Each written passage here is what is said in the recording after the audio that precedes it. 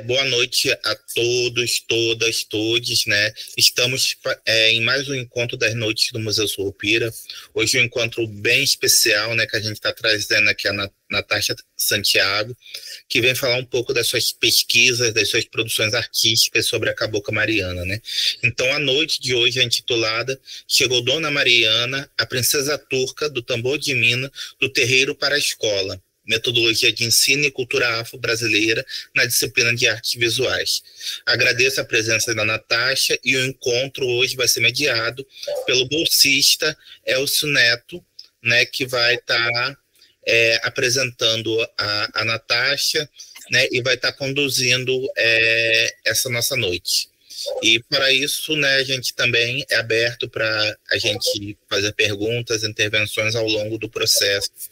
Então, se sintam à vontade. Não sei se a Natasha quiser primeiro falar e depois apresentar e depois abrir para as perguntas, aí fica a critério do palestrante. Então, agradeço mais uma vez e passo a fala para o Neto, né, para fazer essa mediação aí, né, da noite do dia de hoje, né?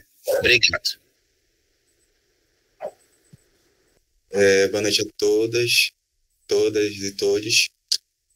Como o professor falou, a gente vai falar sobre a tese de Natasha Santiago, que é artista visual e filha de Abassá de Minas, Gegé, Nagô, de Ogum, Negê e Abemanjá. Espero ter falado certo, me desculpe se eu não tiver. E eu queria que você pudesse começar a falar mais sobre o seu trabalho e como foi desenvolvido. Oi, gente, boa noite a todos, todas e todes. Eu sou a Natasha, eu sou professora de artes visuais, artista visual, me formei pela Universidade Federal do Pará no ano de 2022 e esse trabalho faz parte de alguns anos de pesquisa e de convivência, né, com essa entidade. E ele foi o meu trabalho de conclusão de curso na Faculdade de Artes Visuais para obtenção do diploma, né? E aí, se alguém tiver alguma dúvida, alguma intervenção, ou quiser falar durante a apresentação, pode só falar no chat, acho que tem como levantar a mão aqui, né? E aí a gente vai conversando. Eu queria falar, antes de tudo, que para além da Natasha professora, esse trabalho é muito mais sobre a Natasha filha de santo, né? Sobre a minha vivência com a Dona Mariana e sobre essas minhas histórias com ela. E daí surge o interesse de saber quais são as outras histórias de outras pessoas com a Dona Mariana, né? Quais são as outras vivências. Muitos fatos que só o sobrenatural explica ocorreram comigo em relação a ela. Desde uma pessoa que eu nunca havia visto na vida me parar no meio da UFPA e perguntar se eu a conhecia, porque via ela do meu lado, até várias outras situações, né, de vê-la perto de pessoas e de conviver com ela também, né. São histórias que a história dela se atravessa muito, na verdade, a minha história se atravessa muito a dela, né. Então, o nome do meu trabalho é Chegou Dona Mariana, a princesa turca do tambor de mina, do terreiro para a escola. Metodologia de ensino da cultura afro-brasileira na disciplina artes visuais. E aí, essa metodologia que eu venho a propor, né, é um material didático que eu produzi, criando algumas ilustrações e contando de forma bem resumida a história dela e um pouco uma introdução do que é o tambor de mina. Como eu disse anteriormente, né, esse trabalho é sobre a minha vivência. Então, eu tenho ciência de que Dona Mariana não se apresenta apenas no meu terreiro, muito pelo contrário, eu arrisco dizer até que ela é uma das, se não a entidade mais cultuada no Pará. Mas ele fala principalmente sobre essa minha vivência, devido vários motivos, né? A minha intenção inicial, na verdade, era fazer a pesquisa em vários terreiros, várias casas de santo, mas houveram alguns empecilhos, e o principal deles foi a pandemia. Eu terminei a faculdade no ano de 2019, todas as disciplinas, né? Mas, devido ter ficado com muitas disciplinas para o final, eu decidi fazer o TCC no primeiro semestre de 2020. E aí nós fomos surpreendidos com a pandemia. Então, esse trabalho levou mais tempo para ser produzido. E foi um tempo que eu considero, claro que não foi um período bom para ninguém, mas foi um período nesse sentido que foi muito enriquecedor para mim, que eu pude aprimorar as minhas vivências como pessoa, como filha de santo, ter mais vivência com a Dona Mariana, ter mais vivência com as histórias em relação a ela. Então, foi um período de muita catação de folhas, que é um termo que eu vou explicar mais à frente no meu trabalho. E aí, esse trabalho, né, surgiu também pelo posicionamento que eu decido tomar como professora de artes visuais, né? Porque eu enxergo a escola como um lugar que precisa ser cada vez mais, na verdade ele é plural, mas todas as vozes precisam ser ouvidas, e nem sempre é assim. Principalmente como professora de artes visuais, eu fiz uma faculdade durante 4 anos em que eu não tive nenhuma disciplina sobre história da arte africana, que eu não tive contato direto com a Lei 10.639, que um professor cometeu um crime de intolerância religiosa dentro da sala de aula, dizendo que ele se sentiria pessoalmente ofendido se a filha dele, que era uma criança, aprendesse sobre arte africana e afro-brasileira na sala de aula. Então, diante desse contexto, eu decido fazer esse trabalho também para juntar, né, as duas pessoas que são só eu, né? A professora e a filha de santo, que na verdade eu ainda nem era filha de santo quando eu decidi falar sobre a Dona Mariana. Eu conheci ela numa casa espírita, onde uma pessoa que era feita no santo trabalhava e ela se apresentava. E aí é aí que a minha história começa a se cruzar mais ainda com a dela, porque eu acredito que a gente já tem um laço que vem desde quando eu nasci. E nessa casa, a própria Dona Mariana me diz que o meu lugar é na mina. Então, eu inicio essa busca para encontrar uma casa, até encontrar a casa na qual hoje eu pertenço. E aí, o meu trabalho, uma das principais argumentações para que ele exista, né, é ser um instrumento de implementação da Lei 10.639, que altera a Lei de Diretrizes e Bases da Educação Nacional, tornando obrigatório em todo o currículo escolar o ensino sobre história e cultura afro-brasileira e africana, incluindo o estudo da história da África, dos africanos, a luta dos negros no Brasil, a cultura negra brasileira e o negro na formação da sociedade nacional, a contribuição do povo negro nas áreas social, econômica, política e a história do Brasil. E tais conteúdos, né, segundo a lei, devem ser ministrados em especial nas áreas de educação artística e de literatura e história brasileiras. E, posteriormente, essa lei é alterada pela 11.645, no ano de 2008, que também insere a obrigatoriedade do ensino da cultura indígena na escola.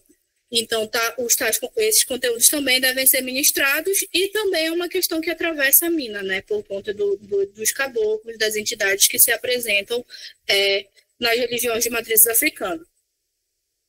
E aí, como eu falei mais cedo, né, sobre as folhas catadas, o meu trabalho foi feito catando de folha em folha durante um longo período. E assim, eu tenho muito a agradecer a minha mãe de santo, a mãe Clélia de Ogum, e principalmente a entidade dela que mais é presente na casa, que é o Caboclo Ceará. A minha irmã Léa, que é a ICAD dele, está aqui assistindo.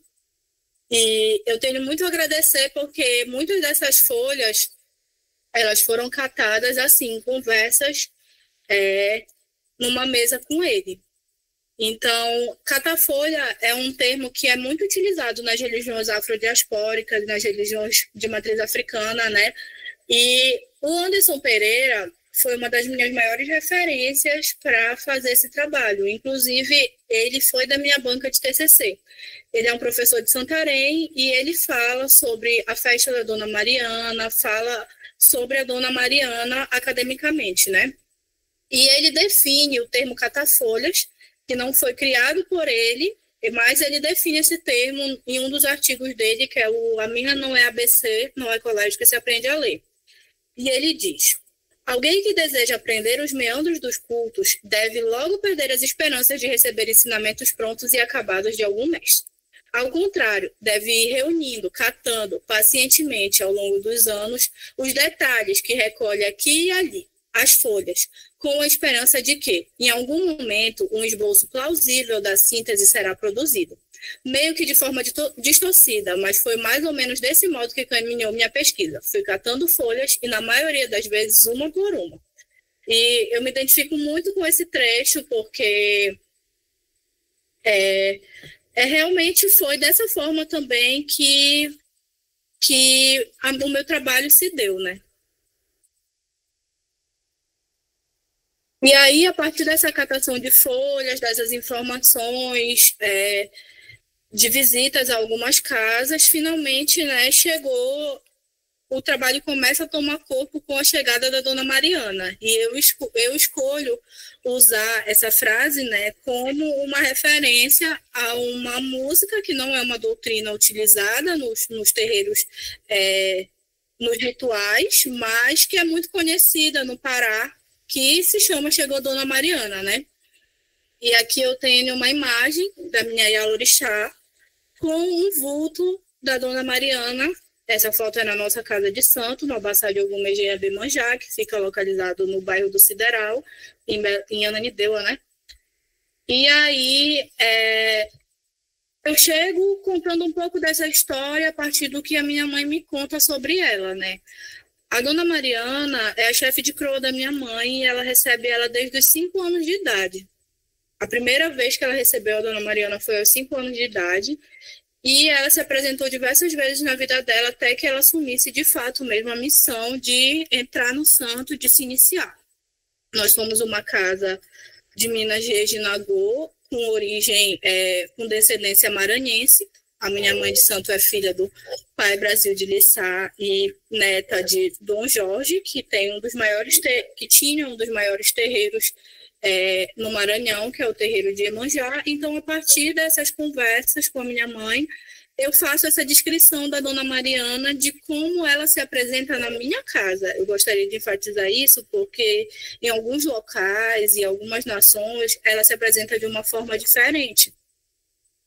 Ela pode se apresentar em diversas linhagens. Ela se apresenta como marinheira, como curandeira, e os encantados também têm essa transformação, né, e referências a animais, e ela se apresenta como uma arara. E como a princesa da Turquia que ela é, né? Ela é filha do rei da Turquia, de uma das maiores, de uma das 3 famílias dele, e da primeira e considerada oficial, é filha do rei da Turquia com rainha Douro, e todos eles são considerados seres encantados. E o que são esses seres encantados? Os seres encantados são seres que não passaram pela morte física. E eles são seres que vivem, respectivamente, entre o Oru e o Aie, que são, respectivamente, o céu e a terra, né? Um plano superior, onde eles vivem, onde eles têm os seus trabalhos, e descem à terra também para se divertir, para trabalhar, principalmente. Mas também na mina é muito comum o que a gente chama de farra de caboclo. Porém, na minha casa, a Dona Mariana não participa das farras de caboclo. Na minha mãe de santo, ela apresenta um comportamento um pouco diferenciado do que eu conheci ela em outras casas. Em outras casas, ela costuma ingerir bebidas alcoólicas, ela costuma sair do salão de baia, e o salão de baia é o local onde acontecem, né, os tambores, as chamadas giras, e ela costuma sair com pouca frequência em dias de tambor, e ela não faz utilização de bebidas alcoólicas, de cigarro, porque ela vem na minha mãe especificamente na linhagem de cura. Então, a minha mãe de santo trabalha com ela desde quando foi iniciada, há mais de quase 40 anos, e ela trabalha especificamente nessa linhagem de cura, né? E aí, como vocês podem ver nessa imagem, na nossa casa ela se apresenta com um corpo físico um pouco diferenciado das imagens que normalmente a gente vê, né? Onde ela é geralmente apresentada como uma pessoa branca, de cabelos loiros. E essa é a imagem da Dona Mariana, que a minha mãe mandou fazer, de acordo com o que ela se apresenta para ela. E aí, essa aqui é uma imagem da Dona Mariana sendo recebida, passada da minha mãe para mim, numa das festas dela, na festa do ano de 2023. E é um imenso prazer, né, receber essa encantada no meu ori. E aí eu resolvo, chegando, né, chegando novamente na Dona Mariana.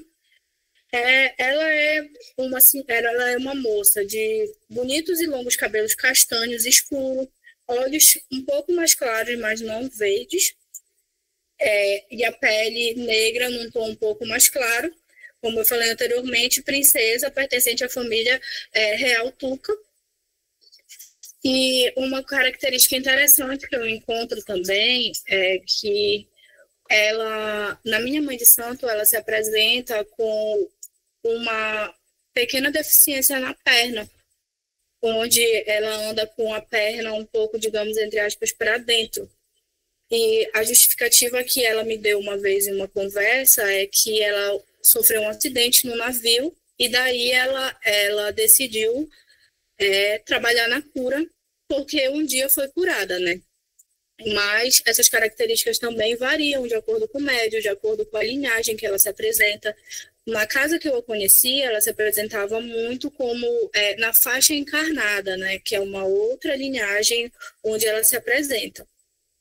Onde ela se parece um pouco até com as características das ciganas, pombagiras, onde ela tem um vocabulário um pouco diferenciado de como ela se apresenta na minha mãe, e todas essas são a Dona Mariana, né?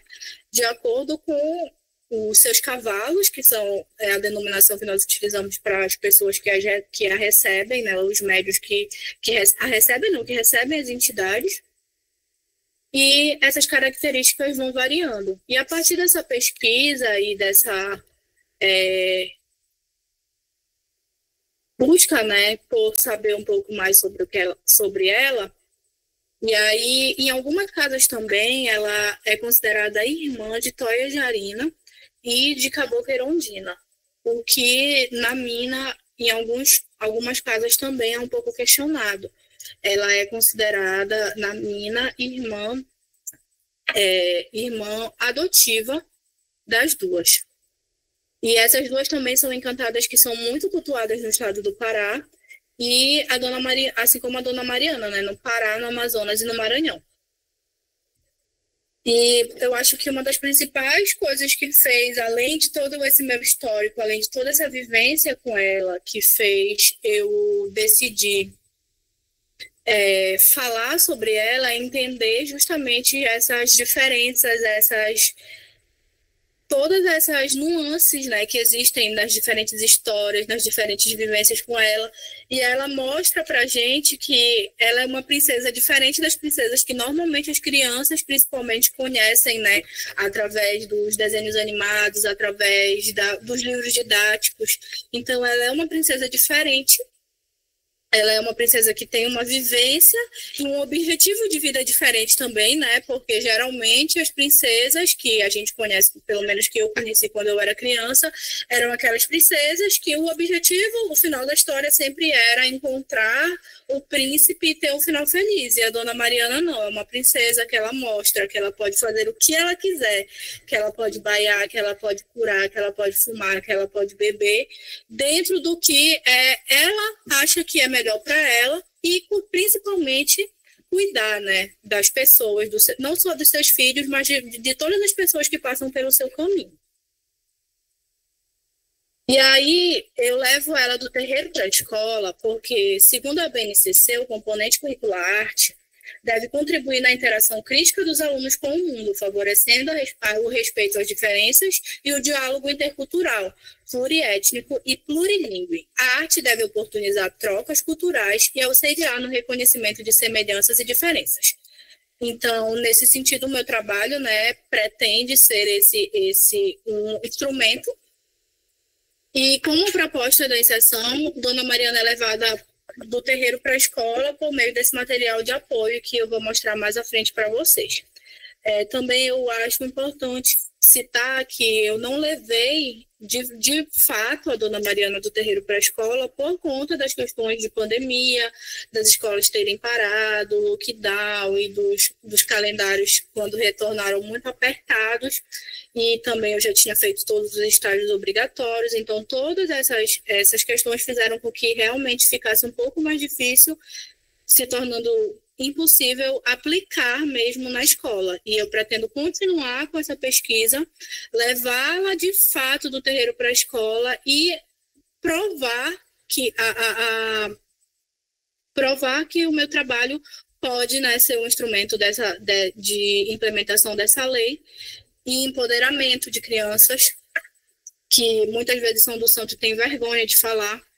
Eu lembro muito de uma vez que eu vi a Djamila Ribeiro falando que quando ela tinha 8 anos, se eu não me engano, ela foi iniciada no santo e ela ia de turbante para a escola.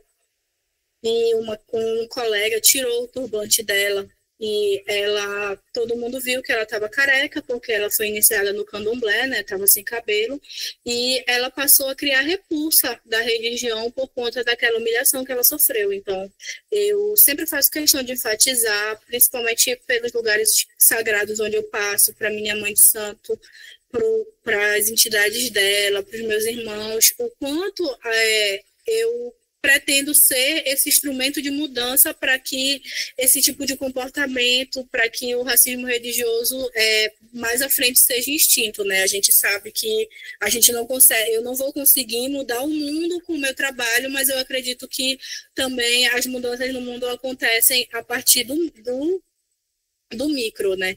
Então, de pouco em pouco. Além de tudo, o meu trabalho foi feito durante um governo golpista, durante um governo genocida, então eu também vejo o meu trabalho como uma forma de se posicionar contra todo esse contexto, né, que a gente estava vivendo.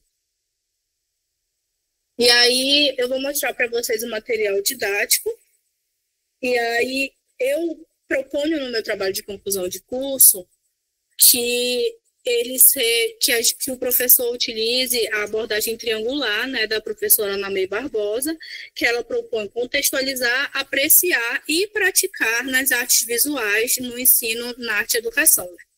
Então, eu vou mostrar esse material didático, eu pretendo também, mais à frente, aprimorá-lo e publicá-lo como um livro, e principalmente para o público infantil, né, mas para quem mais quiser ter acesso. E aí eu conto um pouco da história dela, né? Dona Mariana, Cabocla Mariana, Bela Tuca, Arara Cantadeira. São diversas as descrições de um só ser encantado, amado e cultuado em muitas casas de axé em todo o Brasil, principalmente nas casas de tambor de mina nos estados do Pará e Maranhão. E o que é uma casa de axé? Uma casa de axé, terreiro, abaçá e roça são algumas denominações utilizadas para definir templos religiosos de matriz africana. E o que é o tambor de mina? O tambor de mina é uma religião brasileira fundada no estado do Maranhão por pessoas escravizadas naturais, principalmente da região de Daomé. Essa religião é muito presente no estado do Pará, Maranhão e Amazonas, tendo também muitos sacerdotes e simpatizantes em todo o Brasil.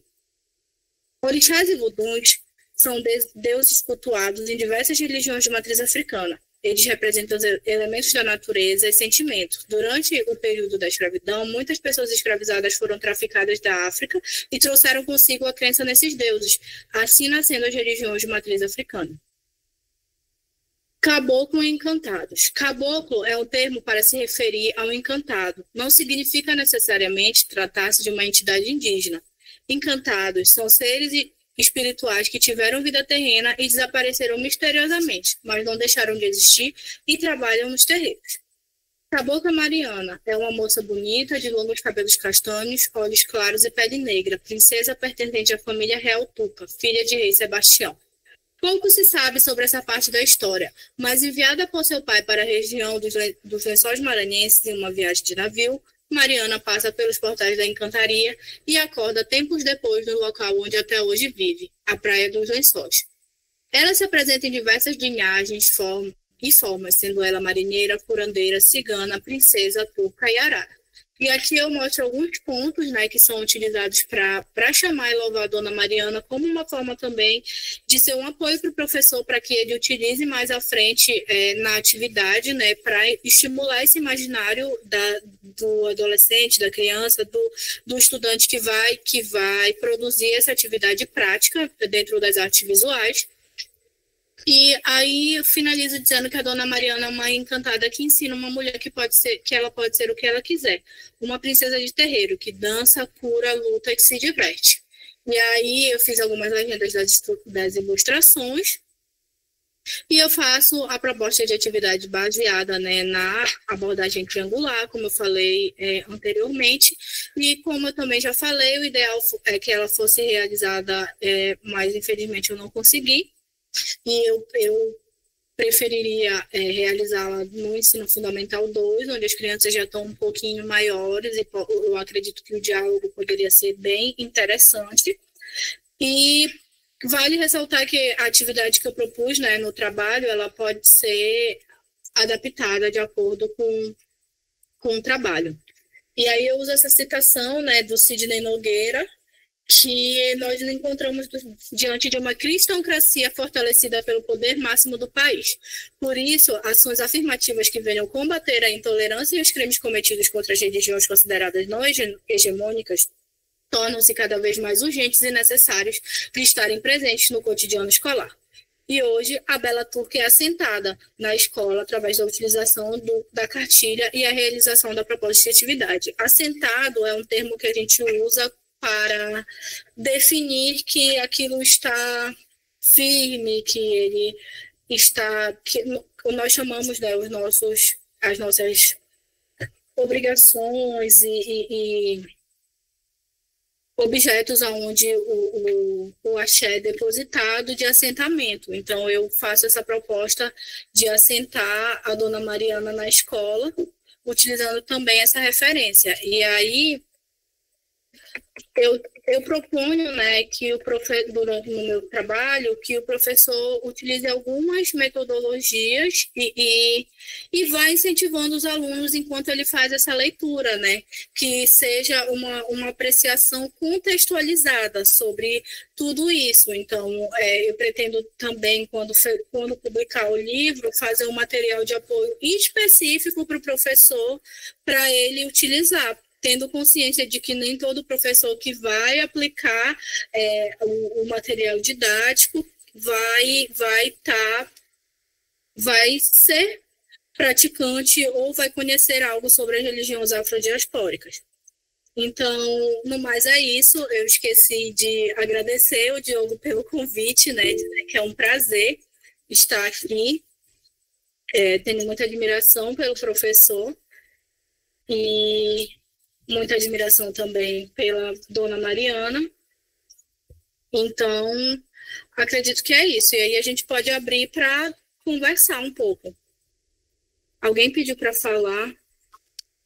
Antes de começar a passar as perguntas, eu queria só fazer um comentário. Primeiramente, obrigado por essa apresentação incrível. E o seu trabalho, para mim, eu achei muito necessário para a sociedade, pois, ainda mais trazendo para o âmbito escolar. Eu, no caso, eu fiz um curso de licenciatura em geografia, porém, não cheguei a concluir, mas eu fiquei imaginando como seria abordar esse assunto e trazer esse material para os alunos, caso eu tivesse vindo a me tornar um professor. Pois eu sempre achei incrível como abordar essa temática que é relacionada às religiões afrodescendentes em sala de aula, até porque não foi a minha realidade durante o meu ensino escolar, o ensino básico.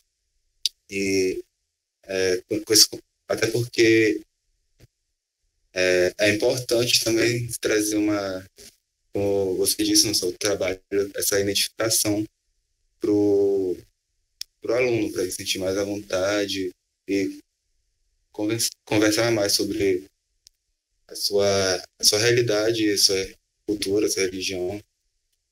E com esse comentário eu queria começar com uma pergunta, que é, através do seu artigo, do material que preparou, se teria como utilizar, além das matérias de arte, como utilizar em outras áreas do conhecimento, como a que eu vim, que é geografia ou história.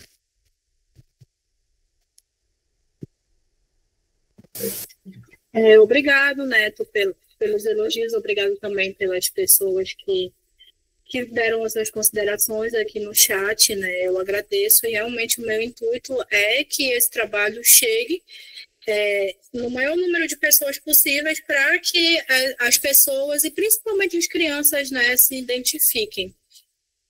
E a Zélia Amador de Deus afirma que a aplicação da Lei 10.639, posteriormente alterada pelo 11.645, é um desafio para os professores, pois muitos não possuem conhecimento sobre os conteúdos que tratem da cultura afro-brasileira, tornando assim necessária a busca por formação complementar, visto que muitas universidades brasileiras ainda não se adequam aos seus conteúdos, a fim de garantir a aplicabilidade da lei, né? Então, é o que tu falaste. Muitas vezes, as pessoas precisam procurar outros meios, apesar de ainda estarem na graduação ou no seu processo de formação, para encontrar conteúdos sobre o assunto. E aí eu acredito que o meu trabalho ele pode sim ser interdisciplinar, né? Pode ser trabalhado dentro da disciplina artes visuais, mas também dentro de outras disciplinas.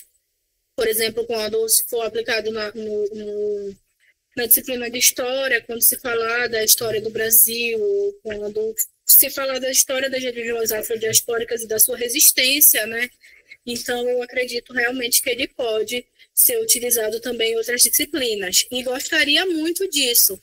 Ele se direciona especificamente para as artes visuais, porque, como eu disse também no início, ele foi meu trabalho de conclusão de curso na Faculdade de Artes Visuais.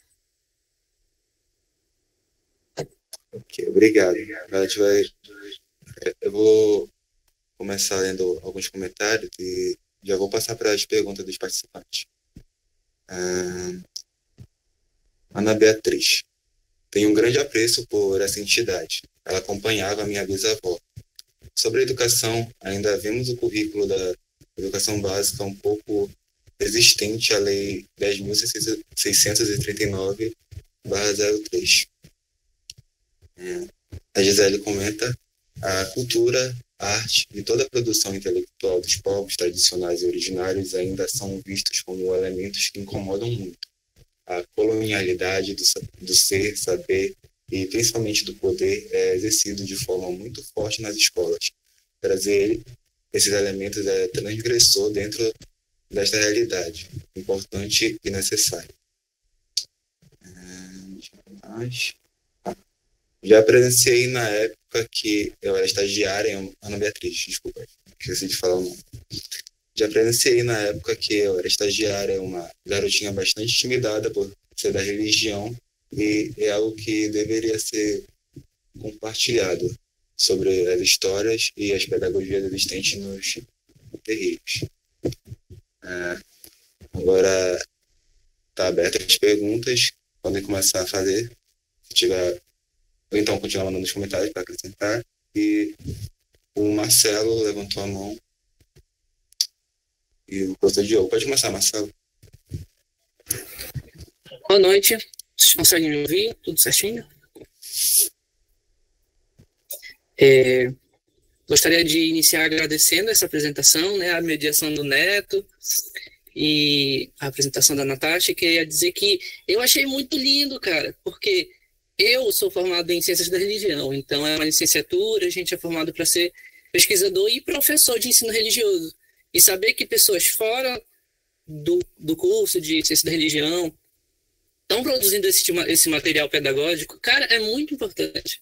E eu amei, eu quero saber quando é que vai ficar disponível, porque eu penso em repassar para outras pessoas que também são da área, porque é muito prático, e a gente também tem a questão do estágio em docência, né? E a gente percebe essas dificuldades em quando a gente vai chegar nos assuntos que envolvem as religiões de matriz afro.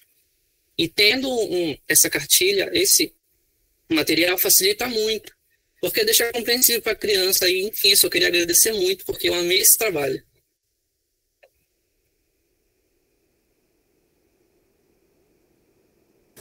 Obrigado, Marcelo. É muito importante assim, o feedback, né? Desculpa.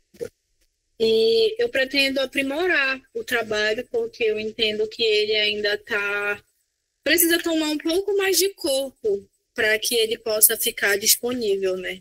Então, eu pretendo fazer uma pesquisa maior sobre essas diferentes histórias, sobre essa história dela. É muito difícil encontrar bibliografia diretamente sobre ela ou sobre a família de Turquia. Não assim, são poucas, né? São muito ricas as que existem, mas são poucas. Então, eu acredito também que muita coisa eu só vou aprender a partir da vivência, porque o santo é isso, né? A gente, como diz a doutrina, né? A mina não é ABC, não é colégio que se aprende a ler, então a gente não vai aprender como se fosse uma cartilha. Então, eu acredito que é uma construção, né? E aí eu pretendo aprimorar numa pesquisa, quem sabe de mestrado, e para poder disponibilizá-lo ou escrever em algum edital, porque eu acho que é um material que realmente eu tenho muita vontade de disponibilizá-lo e de graça, né? Para quem quiser ter acesso. E aí a minha pesquisa também, eu precisei também não consegui, na verdade, aprofundar tanto, porque eu estava recém-iniciada, então eu tinha algumas questões de preceitos que eu não poderia ir a alguns lugares, conversar com algumas pessoas. Então, agora eu pretendo mesmo seguir com o trabalho para que logo, logo ele seja disponibilizado.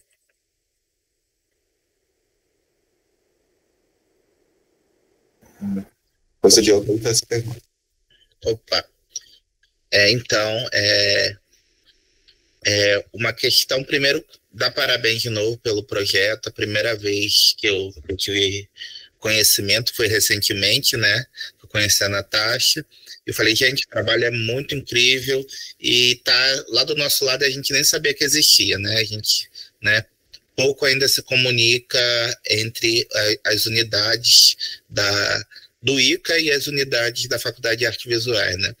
Então, eu falei, não, vamos compartilhar isso, né, e trazer essa perspectiva e mostrar, né, outras formas que estão sendo trabalhadas e cair numa questão do meu objeto, que eu vou voltar. Mas antes eu queria fazer um comentário, queria dar os parabéns para o Neto, né? O Neto é bolsista, o mais novo bolsista, né, do projeto, então está iniciando agora, né, está um pouco tímido ainda, nervoso, né? Mas é assim que é o processo, tem que, né, ir treinando e daqui a pouco você está aí, né, fazendo a apresentação plenamente, promovendo debate sem muita essa timidez, né? Então te dá o parabéns aí pela coragem e tá aí, assumiu a frente e tá aí fazendo esse trabalho de mediação. O que eu queria chamar a atenção do seu trabalho, que é muito interessante, é que a gente vem há algum tempo se debruçando, principalmente na Cabocla Mariana, né? E nessas representações, né, simbólicas dela, imagéticas, né? E a gente tem se deparado com um perfil, e aí quando você traz o perfil dessa Mariana do seu terreiro, é um perfil totalmente diferente, né? Uma das coisas que mais chamou a atenção é a questão de falar do pé virado para dentro. Então é algo que a gente não vê toda hora. E isso que mostra o quanto é rico o objeto do Museu Surupira, né? Porque a gente trabalha com a mitopoética, né? Com a afro-amazônica, e é uma riqueza, porque como você falou, todas são marianas, né? Mas são representações simbólicas e que tem esse universo, né? E esse jogo de percepções, né? Então, Mariana pode ser essa do cabelo castanho, como pode ser a loura, como pode ser a que tem o pé torto, como a que não tem, né? Então, essa riqueza dessas representações, eu acho que é algo que é bem interessante, né? Bem produtivo. E aí, queria falar que eu acho que é uma pesquisa muito importante, eu acho que você tem que se debruçar, eu acho, e que você tem aí dois momentos muito importantes da sua pesquisa. Um é essa parte mais antropológica, né, de você entender mais o que é esse mito, essas representações da Mariana, para além da sua casa, né? E a outra, né, é essa questão educativa, como aplicar, né, tal questão dentro do ensino formal, né, ou como não formal, né, mas como formar uma estrutura, né, que traga esse material à tona aí e que ele consiga ser, né, não vou falar nem utilizado, é saboreado pelos educadores nesse processo de ensino, seja em geografia, seja em arte, seja em ciências da religião, seja na disciplina que for, né, porque a gente tem que alcançar esse público, a gente tem que romper com essa barreira do racismo religioso, né, que está junto, né, vinculado ao racismo estrutural, e esse trabalho eu acho que é um passo importante, né, para a gente romper essa barreira. Então, de novo, dou os parabéns e passo aí para os colegas continuarem, né, as suas questões. Obrigado, Diego. E assim, é uma coisa também que eu me questionei muito, né, sobre essas questões da característica física. Como é que um só ser pode se apresentar de tantas formas e fisicamente, né? Mas aí, parando para pensar, na verdade, eu acho que quem se prende a essas características físicas somos mais nós, né? Que ainda estamos aqui, que ainda vivemos no Aie. Porque ela vive no Orum, ela não tem mais corpo físico, ela é uma entidade, um espírito que vive entre os dois mundos, né? Então, eu acho que até por conta desse motivo ela pode apresentar essas diferentes características físicas. E aí eu também acho muito interessante entender, né, essas diferenças que podem advir por diversos motivos, né? Pela vivência do médium, pelos aprendizados que ele recebeu e por diversas outras coisas. Vamos para a próxima pergunta, que é a Gisele Nascimento. Pode fazer essa pergunta. Boa noite a todos, todas e todes, né? Eu me chamo Gisele Barroso, faço parte do Museu Surupira, também enquanto vice-coordenadora. Estou muito feliz, né? Fazia um tempinho que eu não consegui acompanhar as noites no Museu Surupira. E a tua pesquisa, Natasha, quero primeiro te agradecer, né, por ter brindado a gente com esse material muito bonito, muito importante, necessário. Obrigada, Neto, pela mediação. E, assim, eu queria fazer algumas considerações que eu acho muito relevantes, né? A tua pesquisa, ela é muito, muito, muito necessária, né?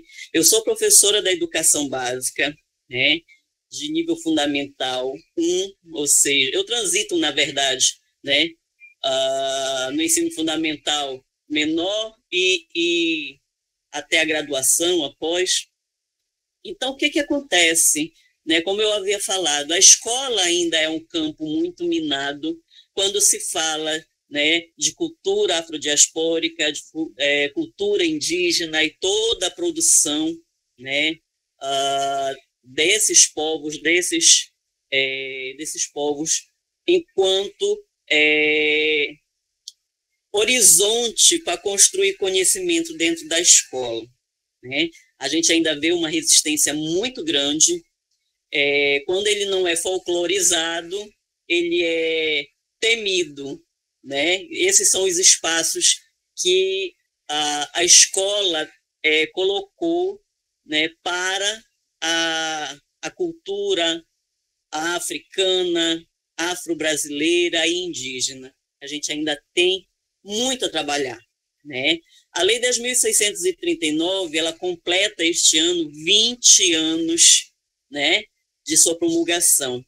E mesmo passado esses 20 anos, gente, é uma vida inteira, o sujeito nasce, cresce, vai para a escola, sai da escola, entra na universidade, sai da universidade nesse período, e ainda hoje é difícil trabalhar estas questões. Então, na tua fala, tu traz elementos muito importantes, né? Inclusive, eu trago como objeto de estudo, que é justamente esse racismo estrutural, esse racismo epistemológico, que também, quando tu citas a Zélia, né? Ela coloca para a gente, a universidade, ela é uma instituição, né? Que também não dá, né, o devido lugar a toda essa cosmologia, a toda essa produção de conhecimento, a toda essa epistemologia, né, que não está dentro do parâmetro eurocêntrico, né? E isso, quando você levanta essas questões, dá um gás maior para a gente de saber que há pessoas problematizando a universidade, problematizando, né, o fazer pedagógico nas escolas, né, da educação básica, porque você coloca para a gente, na graduação você não viu disciplinas sobre arte africana. E eu vou te dizer que ainda hoje, de fato, há uma grande necessidade, né, de trazer toda essa episteme para dentro dos currículos, seja ele da educação básica, seja ele na educação superior, na pós-graduação, né? Nós temos muito a fazer, mas é muito bom ver que o que está sendo feito é com uma qualidade, com uma sensibilidade e com uma vontade de fazer a diferença dentro dessa maré gigantesca, né, de racismo, de preconceito, né? Eu sou também do Santo, sou do Ofona de Iemanjá, né, do Candomblé Queto, e sempre vivi esse racismo estrutural dentro do meu ambiente de trabalho, dentro da minha sala de aula, né, com os meus colegas, professores, educadores, né? A gente passa por esse tipo de situações ainda hoje. Isso tudo acontece por conta justamente desse racismo estrutural, desse racismo epistemológico que ainda há, né? E eu quero te dizer, Natasha, que não para, né? Continua.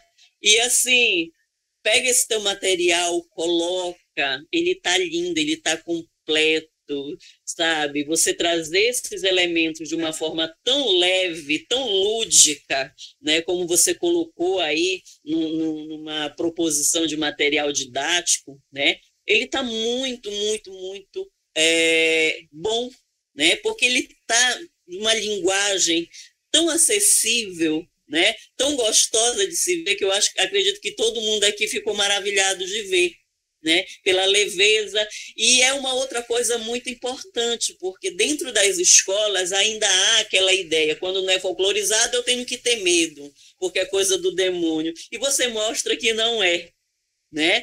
Você demonstra que a grande diversidade, né, que habita dentro da escola, ela pode ser representada nos livros didáticos, numa história de literatura infantil, nas cantigas de roda, né? Na geografia, porque você está delimitando ali, né? Aonde a Dona Mariana ela é muito cultuada, aqui no Pará, no Maranhão, né? No Amazonas, você está trabalhando a arte através dos elementos, das cores, das danças, você está trabalhando música através dos cânticos. Então, assim, é um trabalho que é multidisciplinar, ele é interdisciplinar, né? E ele vai justamente no que hoje a gente discute muito sobre uma educação multicultural, né? Onde a gente busca dar, né, o lugar devido a todas as culturas e produções de conhecimento que ao longo da história humana foram colocadas debaixo do tapete, né? E é por conta disso que hoje a gente vive tempos tão difíceis, né? Tempos nos quais a intolerância, né, religiosa, étnica, de classe, né? Ela, a cada momento, principalmente após esse período nebuloso, né, que a gente viveu, né, que foi delegitimado, né? Tudo isso, todas essas coisas negativas foram muito legitimadas nesse período, né? Mas é muito bom ver que a gente tem transgressores, né? Que a gente está lá botando o pé e mostrando a leveza, a riqueza e a importância de se compreender, né?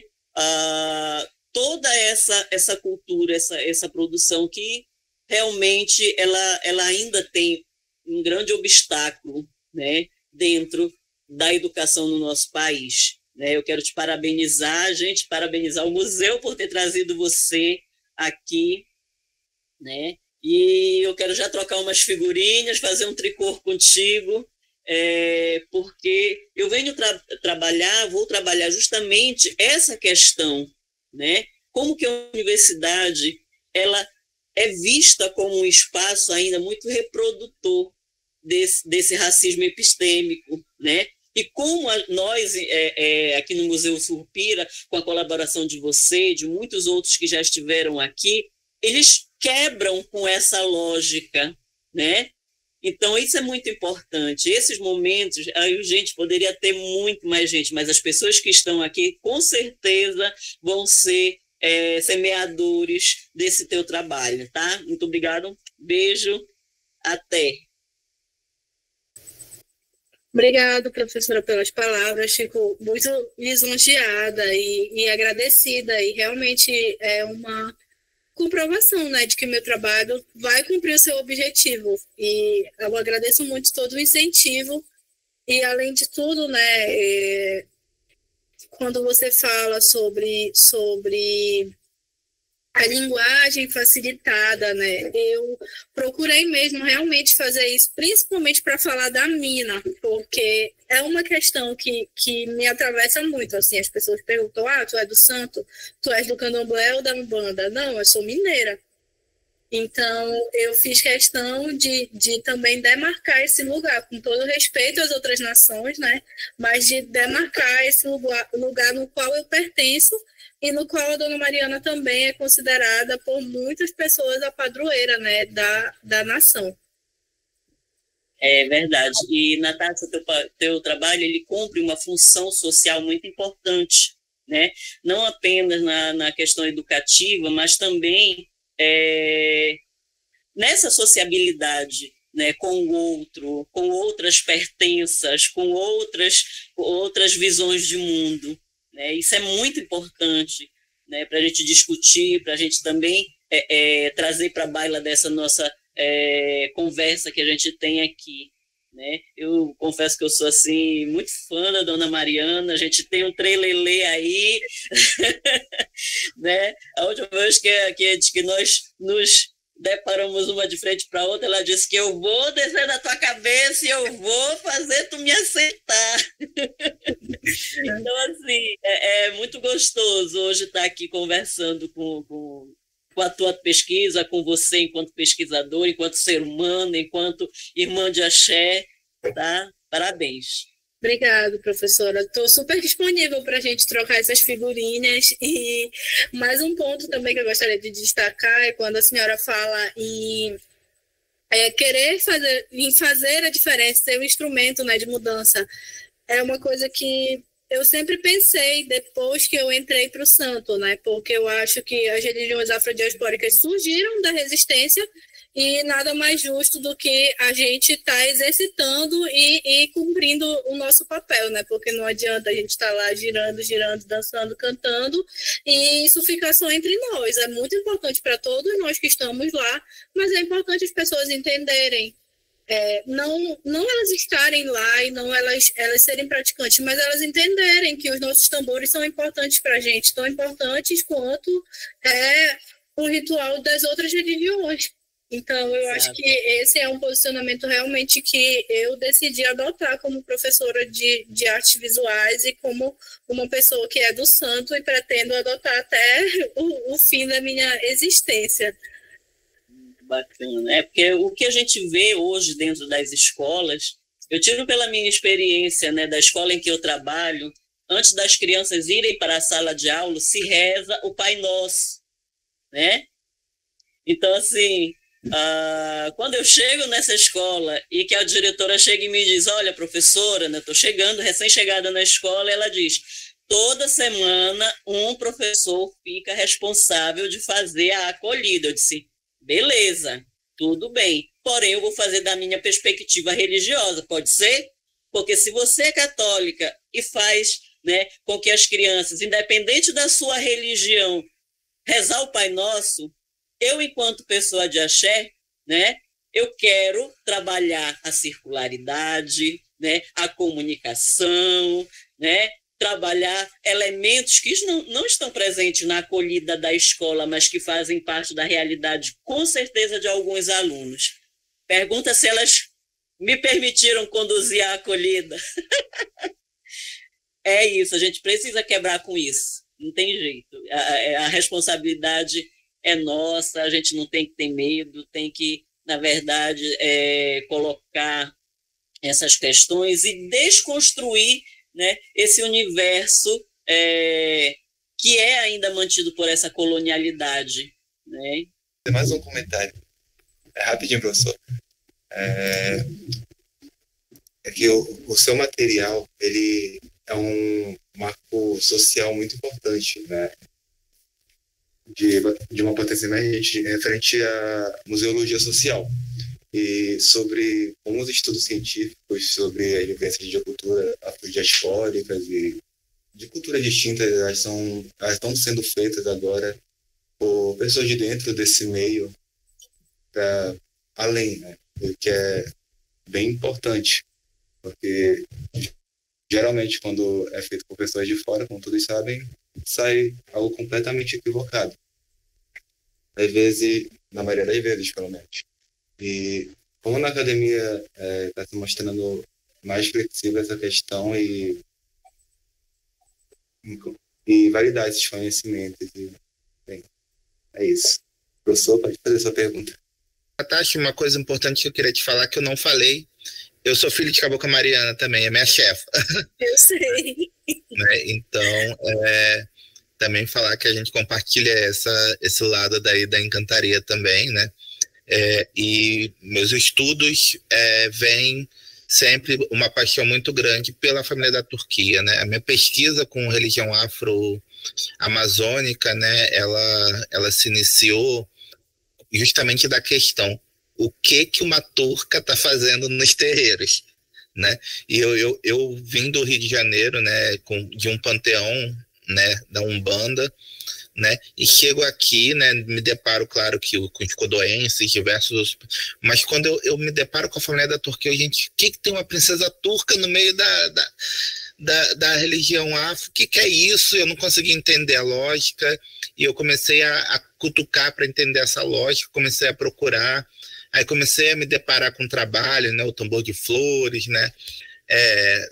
Da Anaísa, a tese da Thaísa, né? Aí começo a ler, aí começo a me interessar, e começo a pensar, aí começa a surgir a ideia, junto com a Helena Quadros, né, do Museu Surupira, se delinear, e não vamos pensar, né, nessas encantarias, as pessoas precisam conhecer, né?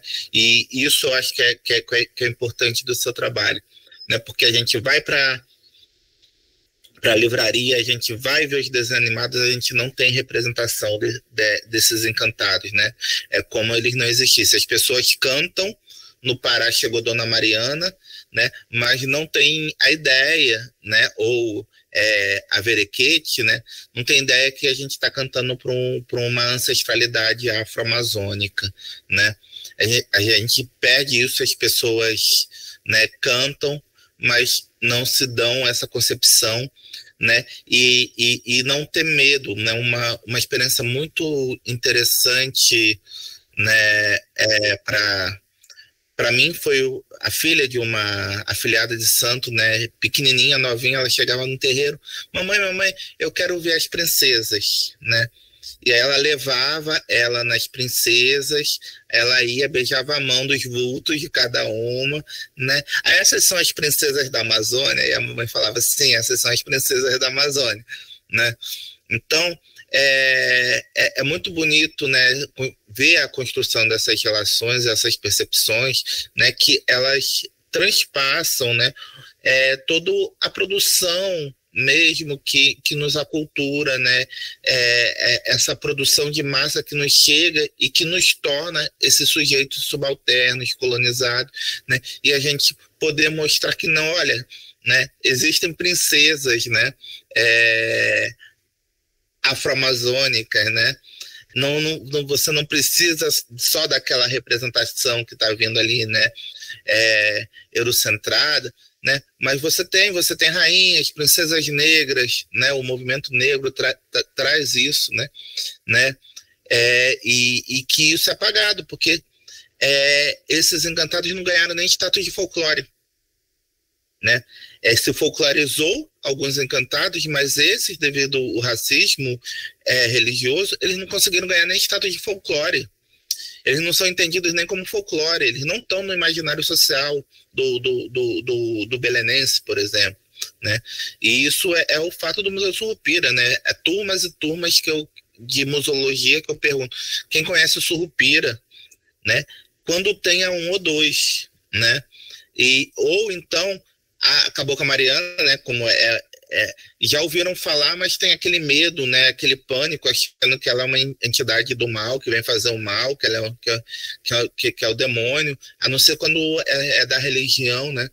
Então, a gente trabalha muito com essa ideia também dessa desconstrução, dessa nova construção, né? E principalmente querendo colocar no imaginário social esses encantados.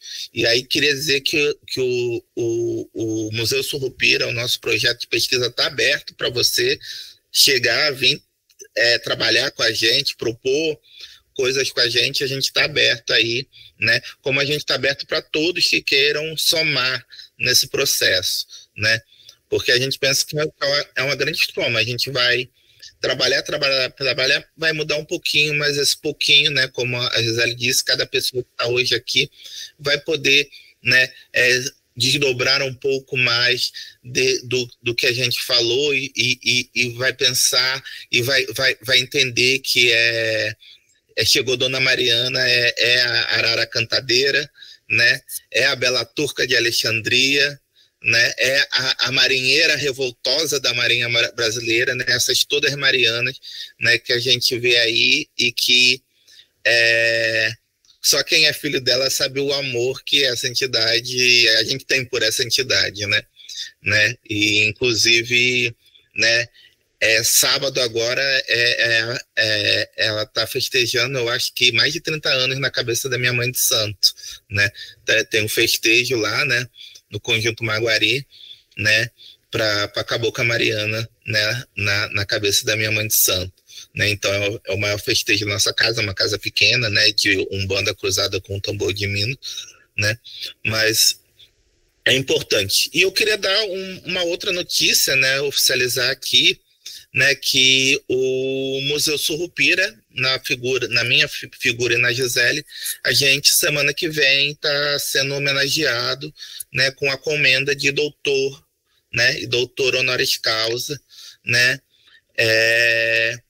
e aí a gente vai estar recebendo essa titulação, né, de premiação. Então, avisar que também é uma honra, a gente foi indicado por um sacerdote, né, que é o pai Felipe Bandeira, né, para estar presente e para comungar com diversos afro-religiosos nisso, né, e aí eu deixo aí meu agradecimento, né, em nome do Museu Surrupira, né, pro pai Felipe Bandeira, né, então queria só marcar isso, deixar pontuado essa presença e compartilhar esse momento, né, que é um momento de reconhecimento aqui para nossas ações do Museu Surrupira, né.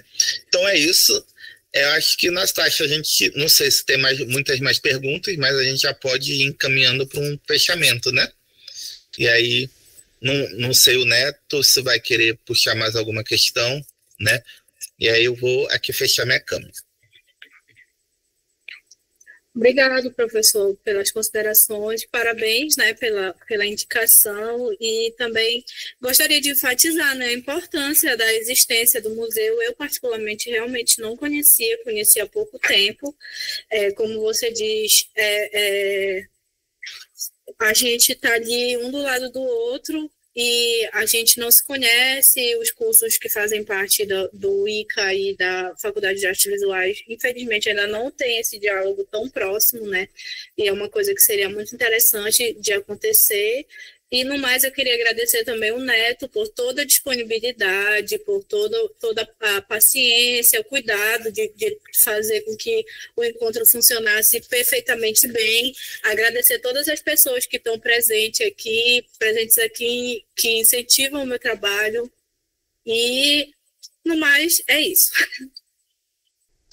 Eu queria agradecer de novo pela sua participação, e que foi assim que eu li o seu artigo, eu me encantei, assim, né?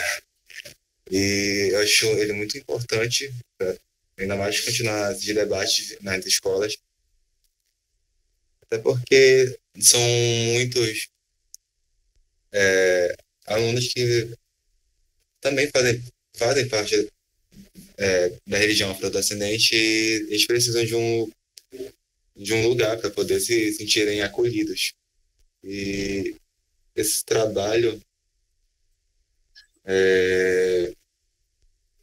como eu disse, realmente me encantou, e em qualquer oportunidade, talvez caso eu decida algum dia seguir a docência, com certeza eu irei utilizar.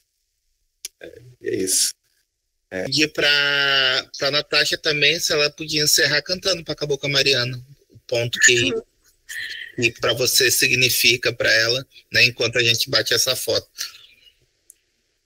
Eu tenho um pouco de vergonha de cantar, mas um ponto dela que sempre me emociona muito, né, e me toca, é o que fala que o sino da Turquia já bateu, amanheceu e a bela turca apareceu. Porque eu acho que quando esse sino bate, não há vida que não mude. Obrigado, Natasha. Né? Muito obrigada.